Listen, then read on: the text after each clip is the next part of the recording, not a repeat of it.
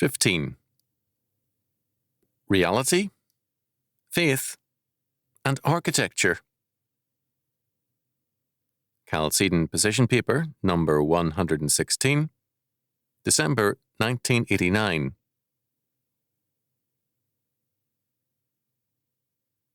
What a man truly believes will affect every area of his life and thought.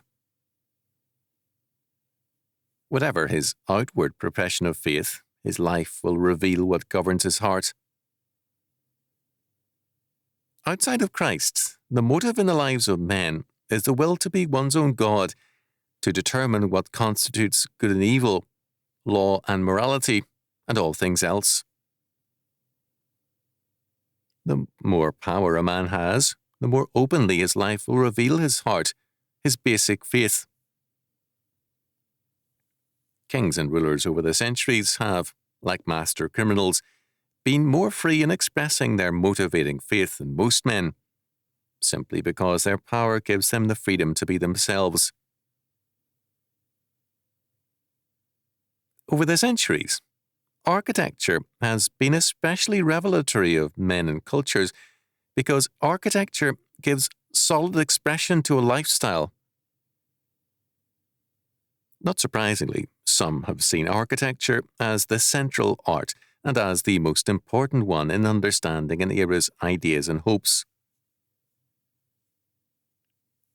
Two key architectural areas of expression from antiquity to the present have been temples, places where the gods dwell, houses of worship, places for sacrifices, etc., and palaces, residence of kings, emperors, rulers of various sorts, parliaments, people's palaces, or bureaucratic centres, and so on. The palace is an imitation temple, the house where divine rulers dwell, or where the voice of the people as the voice of God comes into focus. The modern temple, thus, is a state building. All over the world, state buildings are now the, quote, marble palaces, end quote, and temples of modern man who sees salvation as political action. It is of interest that in the earliest church buildings of the Christian era, the construction was of stone, the sanctuary was a throne room of Christ the King, and the congregation stood when the King's word, the Bible, was read.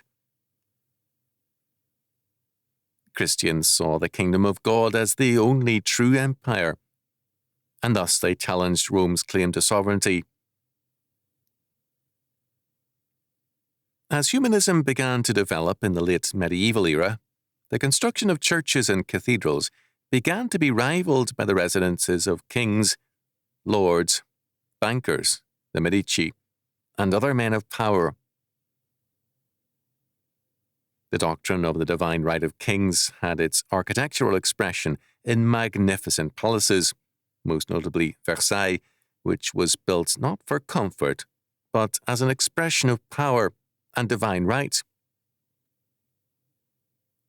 Portraits of Louis XIV echoed the representations of Zeus, head of the Greek pantheon of gods, and lesser gods of France. The nobility constituted the court. Grandeur in architecture became the evidence of success and social ascent. Chairs at the dining table became so ornate and ponderous that they were an effort for a man to move. Rooms could be draughty and very, very cold, but the impression of divine grandeur, unlimited wealth and power, and overwhelming majesty were more important in these temples of godlike men. It is hard at this distance to sense the Puritan hostility to all these pretensions. While the Puritans themselves did not abandon expensive and attractive clothing, others, like the Quakers and the other Anabaptists, the Mennonites, the Amish, etc., insisted on plainness and simplicity as a religious matter. In the American colonies, this new perspective found its freest expression. As some grew wealthy, larger homes became more common, but their premise was a different one than had previously governed Europeans. We can call it a difference between imagination and reality. The palace standard catered to man's imagination of himself as a god, a lord over his domains, a man who could be lord over all he surveyed. The reality standard saw a house as a tool for living, not an eternal monument. Both wood and stone were readily available in the colonies, but men routinely chose wood. Houses were built not to dominate their setting, but to fit into it. As a result, the house and street were located, as were barns and all outbuildings, so that they might best utilize the prevailing winds and the arc of the sun. A good house leaks air. An airtight house is not a healthy place to live. When best placed, a house's air supply will be twice replaced in a day without any draught or discomfort and with great health advantages. Fireplaces were similarly designed to avoid problems due to winds. The roof was slanted steepest toward the winter winds, and the rooms most used faced the south. Especially in New England and the Middle Atlantic colonies, the engineering of houses became a remarkable American science and art. Eric Sloane, in his various delightful books, has given us a detailed picture of the many accomplishments of that era. Palaces were not the objective. The devout Puritan temper created a type of housing to be a tool for living, to circulate fresh air in the summer, and to conserve heat in the winter.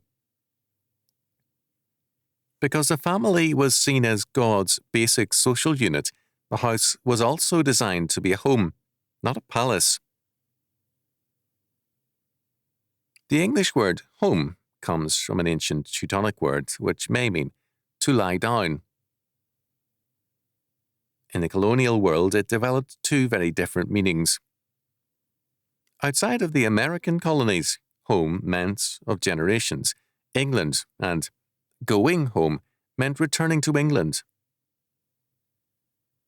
In the American colonies other than Canada, it quickly came to mean one's house and family, and it carried a meaning of serenity and peace. It was an American who much later wrote, "Home Sweet Home."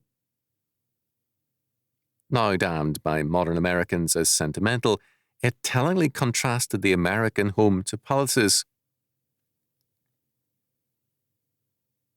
The song is now in disfavour because Americans have abandoned the home idea for a miniature palace.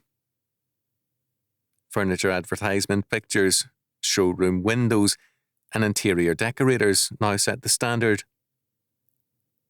The goal is a miniature palace for the masses. A small house of 1,500 square feet is often designed to convey a sense of grandeur. People want to make the right impression. The house has ceased to express the faith and family history of its dwellers. It is usually stripped of all religious items.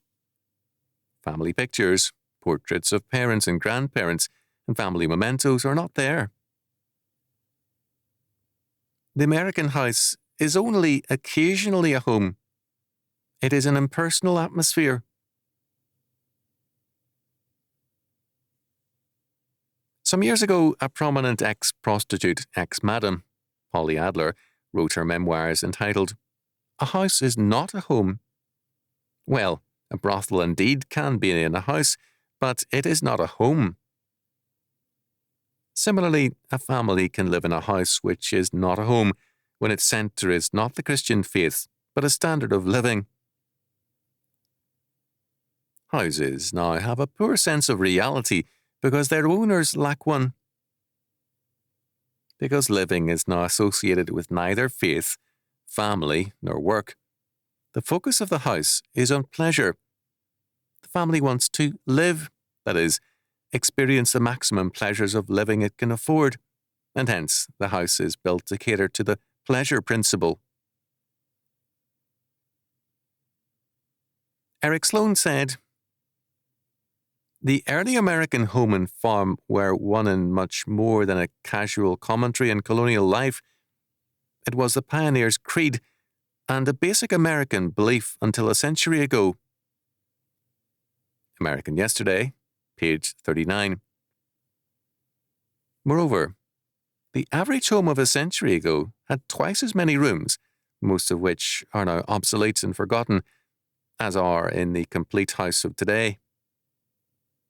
The smoke rooms, food cellar, bourning room, milk room, chapel room, keeping room, summer kitchen, washroom, and a corn room are just a few of the rooms that were as standard to an old house as a coat closet is to a modern one. Page 47. Because of their size, the houses have tended to disappear. Ironically, in the surviving ones, the chapel room becomes a large closet. The chapel room was usually located near the front door. By the latter part of the 1800s, the reality standard which had governed the American outlook was gone. A pomposity of manner and style had replaced it. The gift for simplicity, which had marked colonial and early America, had given way, first to ornateness, and then to the pseudo-simplicity in this century of Frank Lloyd Wright and others.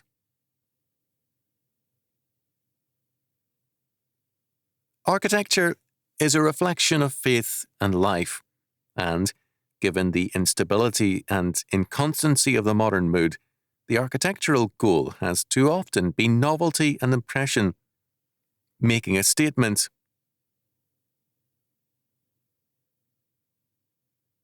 When men profess Christ, but live outside of Christ, there is then no sphere of life or thoughts which they can govern because they cannot govern themselves.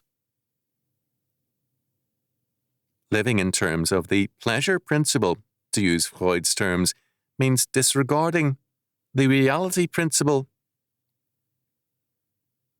If pleasure is our goal, we are saying that we are little gods who must be pleased. The world is out of joint if we are not happy.